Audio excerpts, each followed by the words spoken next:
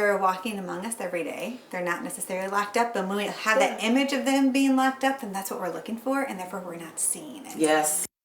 Child sex trafficking is an issue that's happening worldwide and right here in our own communities. But there are some misconceptions about how kids may become victims. Our Jamie Sherrod spoke with an organization in Muskegon that helps victims to break it all down. Child sex trafficking is a difficult topic to discuss, but it's necessary, especially when it comes to how kids become victims in the first place. So what we see is a kid can be a runaway. The kid ran away from home, and now the kid's hungry. You've been out here in the streets, you've been couch surfing, you're hungry. Someone comes along, rides alongside you and says, hey, you hungry?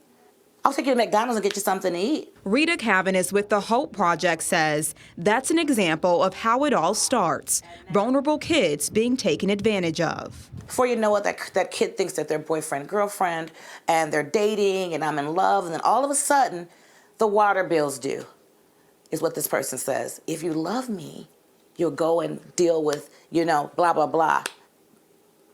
Just once.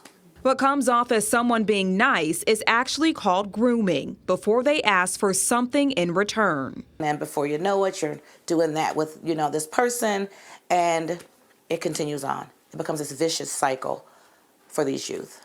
It's not the typical scenario shown in movies and TV shows. I think a lot of people think it's kidnapping. Yep. Being taken from somewhere, being locked in a basement somewhere with handcuffs, and the reality is that these people are walking among us. But it's a real one happening right in front of us here in West Michigan, with a number of arrests in the past decade, including these two men. Eddie Jackson was sentenced to 30 years in federal prison for recruiting teenage girls to work as child prostitutes in Muskegon from July to August of 2012. Those girls were in the 8th, 9th, and 10th grades. And Michael Clayton out of Battle Creek is serving a life sentence for holding an underage girl who had been a runaway captive in a home while forcing her to have sex and consume hard drugs. Yeah, it's an issue because it's happening, right? And we have kids that are being used in child pornography, local kids who are being used in that.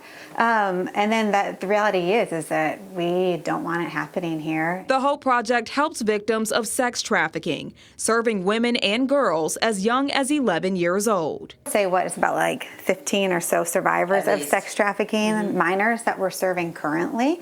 And then with women, it's over 130 survivors of trafficking. Many of those women were trafficked in their youth. It's an issue that she says can be prevented with the help of the community. The community can get mad about the issue, which stands for mentoring, advocating, and donating. Because we don't exist if we don't have donations coming into our organization. And so that is one huge way that you can make an impact, is by giving your finances. But also giving your time.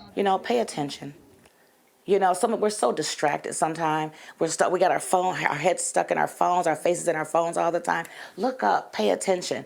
If you don't know what's going on, get involved. And confronting a tough topic head on by being willing to learn more and help those who need it most. But if the kids don't know, if the community doesn't know, then the kids don't know.